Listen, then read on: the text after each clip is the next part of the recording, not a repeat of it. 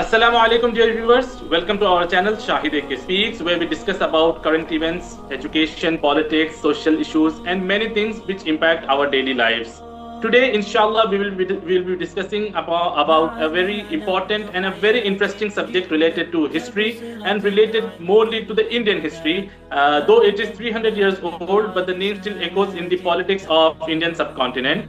To discuss that, and to talk about this session today, we have our esteemed and special guest, Pablo Di Cianna, with us. And let me just introduce him. Our brother Pablo Di Cianna, he is a Muslim revert from an Italian background who resides in UK and has a deep passion towards history of the Mughals, the Andalusia, the Muslim Spain, and the Ottoman Empire, and is passionate about history. He has completed his Bachelor of Arts in History from University of London, and inshallah, in September he will be starting his Master of Arts. He has in his own social media presence where he makes content related to history, and much of those history which are not known to people, and they are hidden in the books of history and are gems which really can give guidance to the people if we have a deep look upon it. So, without taking much time, I would like to welcome our today's guest, Brother Pablo Di Cianna. Assalamu alaikum, brother.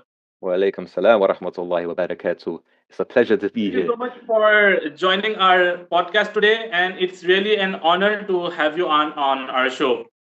Jazakallah khair for the opportunity. I can't lie, we've been wanting to do this for a long time, but alhamdulillah, we finally got the opportunity to enact on this plan. So today's topic is going to be on Aurangzeb, and more specifically about debunking the myths of Aurangzeb. Yes. The reason why I believe it's important for this video to be done is because Aurangzeb invokes a lot of emotion from non-Muslims within the Indian subcontinent. He's often used as a figure to hate on the Muslims. For example, a lot of people in the subcontinent are referred to in a derogatory way. Aurangzeb ki alud. Maybe you can give me a better pronunciation. They call the progeny, Yeah, it is for offspring.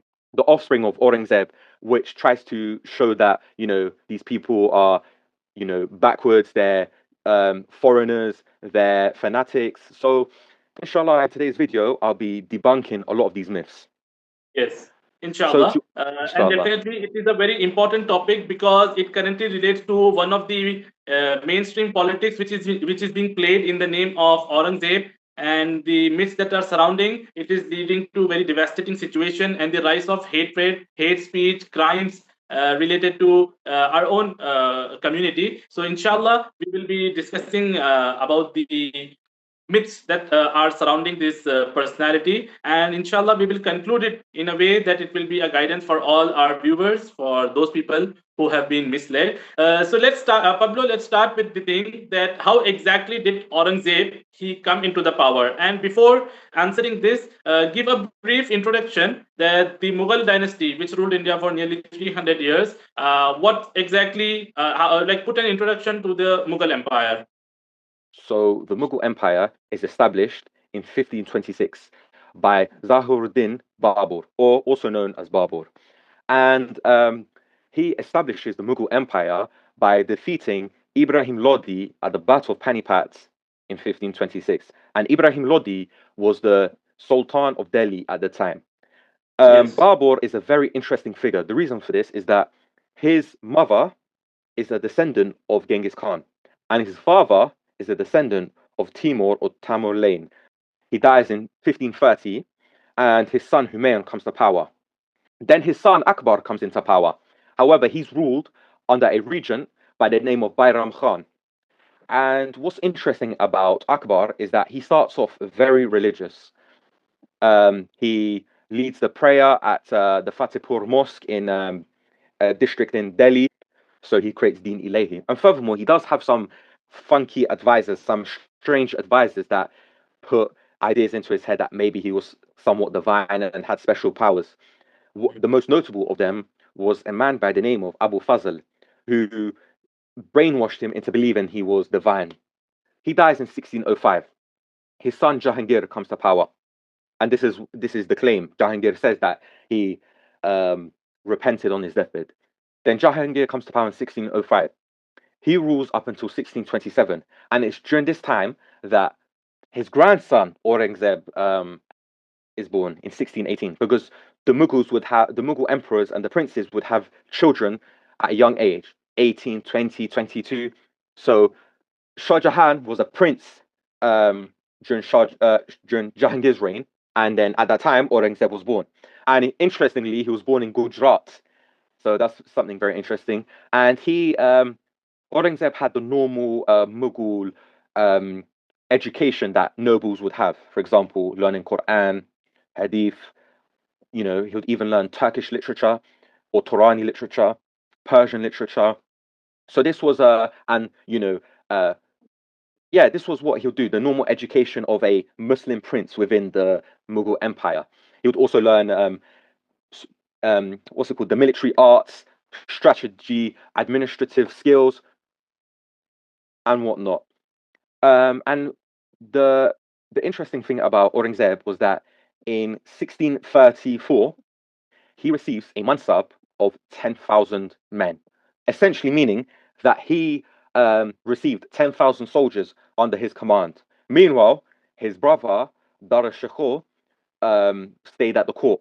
And this is where you see the divergence of Aurangzeb and Dara Shikoh, because with this mansab of 10,000 soldiers, it allowed him to gain military expertise, while Dara Shikoh would be at the court reading books, writing books, and being into philosophy and all these funky ideas. So he also becomes the governor of Burhanpur in 1634, which is in central India, while Dara Shikoh was still at the court. And wait, what was I? Sorry, I just lost my train of thought. He was the governor of Burhanpur. Burhanpur, and then he became governor of other places, even like the Deccan, yes, and whatnot. And he was very strong militarily. However, his brother Dara Shikoh was very weak. For example, in 1653, when Aurangzeb had failed to take Kandahar, because the city of Kandahar, which is in modern-day Afghanistan, it went between the Safavids to the Mughals, to the Safavids to the Mughals, and so the Safavids took it back. So Aurangzeb was sent to take it, but unfortunately he failed. Then Dara Shikoh was then sent, and this is the first time he stepped into the military. The first time he stepped into the military, he was the governor of. No, he was just in the court. Yeah, he was, and despite the fact he never went into the battlefield, he had this type of arrogance. He would say, "Oh, I'll take Kandahar and then Herat within a week." However, he failed miserably, and so Dara Shikoh felt some type of jealousy towards Aurangzeb. For example, he was on the verge of conquering Bijapur, which is in the Deccan. However, he managed to convince Shah Jahan to withdraw. So Aurangzeb was literally on the verge of conquering something that was a prized possession, or a prized possession. However, he had to withdraw because his father said, and he was a very obedient son, so he followed on his father's orders. So what happens next? This is in 1657, around between March to August. The following month, what happens? Shah Jahan fails to make an appearance on the Jaroka for 1 day, 2 days, 3 days. And so everyone thinks the king is dead. And therefore, Dara Shikoh thinks, you know what, there's going to be a war succession. So this, Dara Shikoh knows this. And that's why there's this brotherly rivalry during their time as princes, because they know that one time or another, when their father dies, they have to fight each other. And that time comes now, because Dara Shikoh, he doesn't want this to happen. So he tries to control the flow of information. So the ulama, the Muslims, were on Aurangzeb's side. Mm-hmm. And to go back to Dara Shikoh, despite Dara Shikoh's efforts, news reached all the brothers. So they began to mobilize their army and prepare for this bloody war of succession. So they mobilized their armies. And Aurangzeb defeats Dara Shikoh's, Shah Jahan forces at the Battle of Daramat, and then at the Battle of Samogar, he defeats Dara Shikoh's forces. And so in the aftermath, he crowns himself the emperor. And then that is the War of Succession. And then afterwards, he still has the threats, his three brothers. Murad, tensions were growing after the Battle of Samulgar, and he declared himself emperor. So he basically brought him unarmed. He gave him something to drink, and then afterwards he imprisoned him. And then with Shah Shoja, he sent generals to pursue him across the Bengal region, and then he fled into Arakan, and then he was killed by the Arakanese ruler. And Arakan is modern-day Rakhine, where the Rohingya, were living, and unfortunately they have been genocided. And then regarding Dara Shikoh builds an army. They fight at the Battle of Diorai.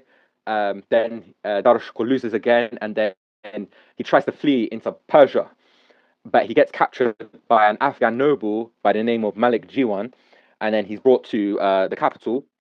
And then afterwards, Aurangzeb sits him down and says, what do you want me to do? Do you want me to, how would you execute me? Or how would you deal with me? And he said, I would execute you, chop you up, parade you. He said all these gruesome things. And so Aurangzeb fulfilled his wishes and done it on him. And that's how Aurangzeb consolidated power against his brothers. So basically, once he is crowned, now he nearly goes on to rule India for nearly 50 years. And when I say India, it is the United India at that time, which included Afghanistan, modern-day Pakistan, and Bangladesh, along with modern-day India. So it was a huge empire which he was ruling, which was beneath and under his control. Moving on, once he came, he ruled for nearly 50 years. Right now, we have few things presented about him. Was Aurangzeb really a very brutal ruler in terms of his policies towards the non-Muslims, those who were not in the fold of Islam? Was he a biased ruler? Was he favoring the Muslims, or there is a different story to this narration? All right. So regarding Aurangzeb, was he a tyrant? Was he a bigot? Was he all these things that the Hundred was saying? My answer, and the answer of many historians, like these new historians such as Richard Eaton and Audrey Trush, is no, he was not a bigot. He was not a tyrant. The main arc of his reign, as crazy as it sounds to the brainwashed, is he wanted to dispense justice across his realm. Like in his letters, in his writings, in a lot of primary sources penned by Aurangzeb, he always talks about how he wants to dispense justice, he saw himself as a just ruler. For example, he created this thing called the Motisip, which was a basic institution, a public office to ensure safety across the marketplace in the souk. Another example of his justice was that he would twice a day, to receive petitions that accused the Mughal government of wrongdoings. Is this someone that's unjust, or is that someone who wants to know what's going on in his empire, wants to right the wrongs that he may be doing? Furthermore, in 1675, he proclaimed that anyone that had an issue with the government could go to these judges that he appointed in every single area of his kingdom, whether that was in Bangladesh, in modern-day Bangladesh, or modern-day Pakistan, or in the south of India, or central India or northern India. In all these places, there was these officials appointed by him to hear the complaints of his rule. Another thing that he had was a thing called the Akbarat, which was news bulletins that would inform him of what was happening in his empire. Was that this someone that would who doesn't like his subjects, who wants to oppress his subjects, or is this someone that wants the best for his subjects? So yeah, that is amazing to know that. Definitely, even despite of having democracy today in the modern world, we have atrocities going on, but none of them blame the leaders or the government or the political structure. But same thing, even the monarchy which was there during the time of Aurangzeb, he did his best to ensure that the people could get justice based on the facts that you just said right now. Yeah. Was Aurangzeb, a fanatic Muslim ruler who imposed the Sharia upon his subjects and forced the people to give jizya? Obviously, those who were not obliged to follow Islam, the non-Muslims, they were forced to give the jizya. Were such things done by Aurangzeb and those kings who came before him, who preceded him? What Mm. were was their taxation policy or was their fiscal policy more tolerant, more flexible, and more involving the subjects? Okay, so let's go back to the start of the Mughal Empire. So when Babur comes, he of course he establishes the jizya, and this is even in the Delhi Sultanate period, and this happens up until Akbar's time, but he remits it in 1564. And then after that, jizya is not applied across the Mughal state up until 1675 by Aurangzeb. And yes, he implemented the jizya. However, the Muslims had to pay zakat. And normally the zakat is more than the jizya. So you can't say, oh, we're subjected to the jizya when Aurangzeb, he, you know, not forced, but his subjects had to pay the zakat. Because if you didn't, you're going against one of the pillars, one of the five pillars of Islam. Furthermore, according to some historians, Aurangzeb actually removed the taxes on pilgrims, Hindu pilgrims, Sikh pilgrims, Jain pilgrims. Um, so that's the thing. Even though Akbar put these taxes on pilgrims to these sites, Aurangzeb rescinded them. So it shows you that okay, he gave the jizya, which the jizya is less than the zakat, but he allowed for his subjects to practice their own religion, go to their shrines, their sites without having to pay. So, furthermore, the next thing you said is that did he force Sharia law on his subjects? So, within the Mughal Empire, there was some type of Sharia law established by Babur, but it wasn't codified. This was only codified in 60. Sorry, the jizya was in 1679. What I'm going to say next is in 1675. No, 79. Sorry. The jizya was in 1679, and now we're going to the when he Codification. imposed Sharia. Yeah. So he codified Sharia law. This is known as the Fatwa-e Alamgiri or the Fatwa-e Hindiya. And this was a compilation of Islamic jurisprudence in the Hanafi madhab, so the Hanafi school of thought. He codified it so there was no room for debate, contradiction, and this covered everything: marriage, divorce, property, military. This Sharia encompassed every single part of someone's life. And this took about 8 years from 1667 to 1675. And did he impose it on Hindus? That's a fantastic question that people love to point out. Firstly, within Hindustan, within the Delhi Sultanate, within the Mughal Empire era, the Hindus had their own system. They didn't have codified law. This actual codified law only came about during the British time. And this is not my words. This is in the book India and the Persianate Age by Richard Eaton, where they started making their own, like Sharia, for lack of better words, their own law. However, they did have this system called the Panchayat system, Panichat.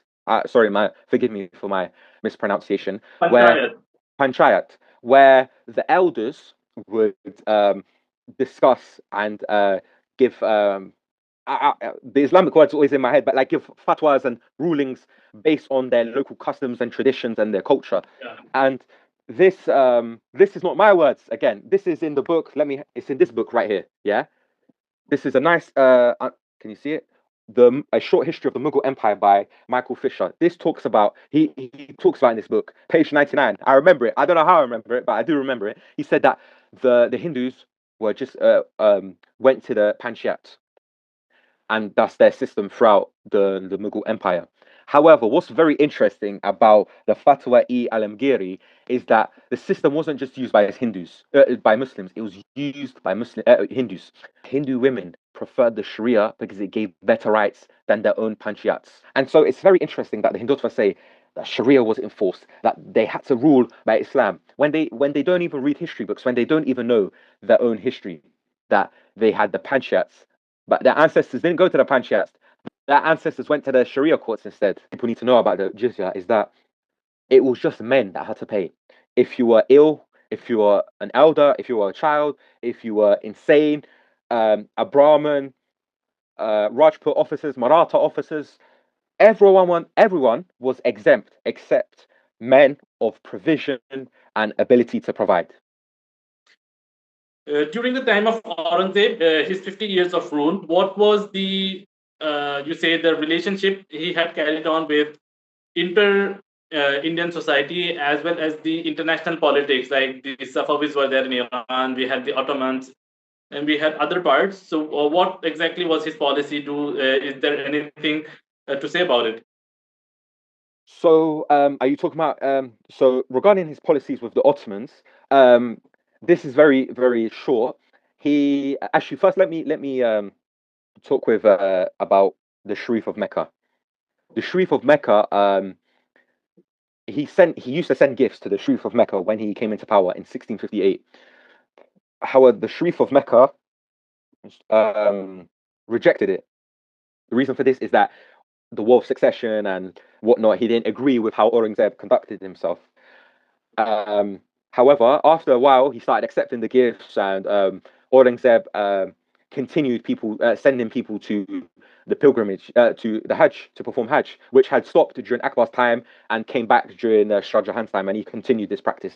Regarding the Ottomans, he called them the Kaisers, which means like the rulers, is a word from the Roman times, Kaiser meaning emperor or whatnot, but he never called them the Khulafa, which is very interesting. Um, Yes.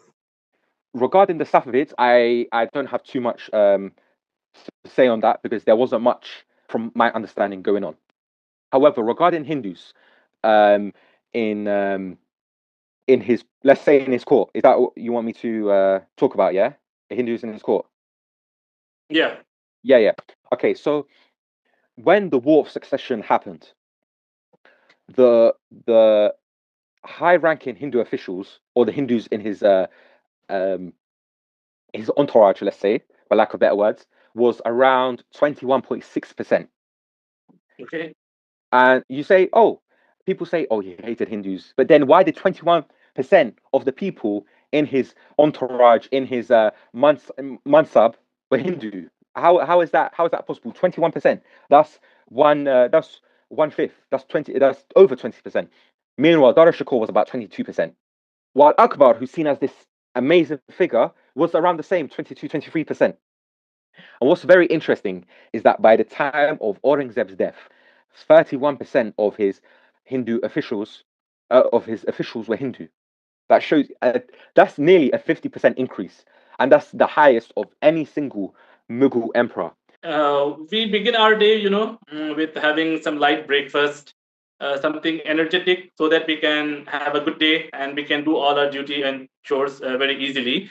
Yeah. It is said that Aurangzeb, until he doesn't used to kill, until he never used to kill 10,000 people, 10,000 Hindus, he couldn't feel the peace for his day. So was it true that he used to massacre, Hindus and the other non-Muslim subjects on daily basis? No, this is a complete Can you lie. just calculate on per day, if it is 10,000, then in 50 years of his rule, how many people could have been killed as per the estimate? And do they 10, match with the census data of 1700s of Indian population?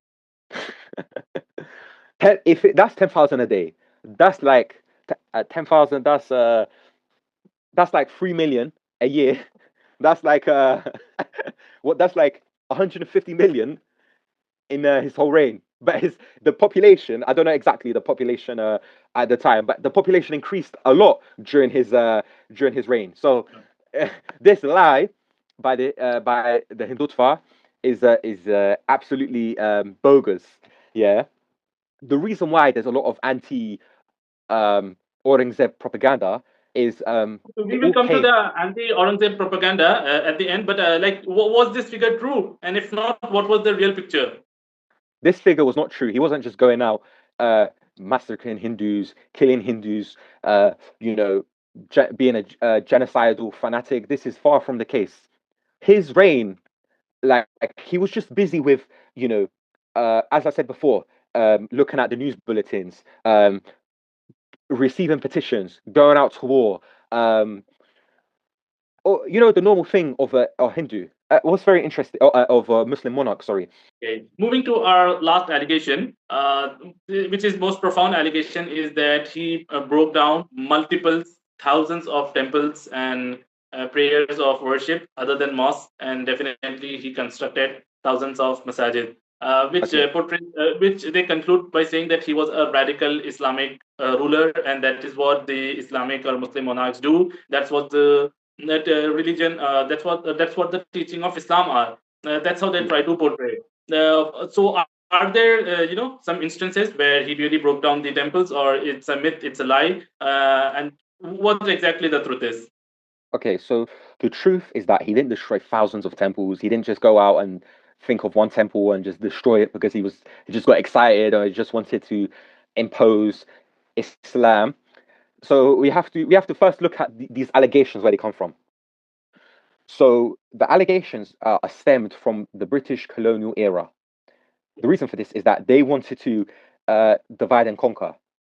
So they wrote this narrative that he destroyed thousands of Hindu temples, when in reality, he didn't destroy temples, but it was nowhere near 1,000. It was between 15 to 24. And the reason for this is always political. It was never religious. It was never a case of, oh, I need to destroy this temple because they're Hindu and I hate Hindus. No. Let me quickly run you through some examples.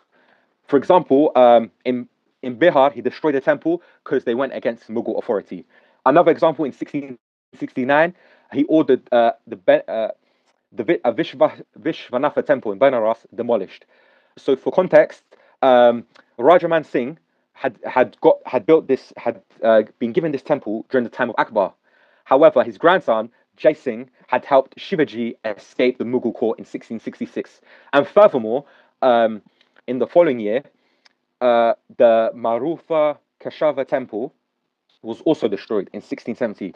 And the reason for this is that the Mathura Brahmins assisted Shivaji in his flight again in 1666. Meanwhile, there's another added political case that there was a Jat rebellion within Mathura, so he destroyed the temple. As we see, the modern government is BJP, Hindutva, and even the RSS, if I'm not mistaken, very radical wing. They have this idea of Hindu nationalism. And when you try to unite your people, you need an enemy. And this is off topic, but this has happened in Eastern Europe against the Ottomans. And so the Hindus in India are doing it against the Muslims. And so what they do is they create an enemy. And the enemy is the Muslims. The enemy is anyone that is diligent and strong in their deen, like Aurangzeb, because Aurangzeb was the most religious ruler out of all the emperors. And however, this is amplified by the British, because when the British came, as I said, they wanted to divide and conquer. They said, oh, the Muslims ruled you for from the Delhi Sultanate 1204 to 1757, and then 1857 with the Mughal Empire, Mughal Emperor, but he was basically powerless. They use it as oh look, they ruled you, they done this, they done that, and so it builds a kind of hatred, and so this all culminates in an identity against Aurangzeb. Pablo, it was very amazing to have a conversation with you regarding the one of the greatest rulers of India, Aurangzeb Alamgir, who took India to a very next stage, and India by the time had become the most powerful country. If you did like our video, then do subscribe, share, and comment your feedbacks. Inshallah, until again, Assalamu alaikum wa rahmatullahi wa barakatuh.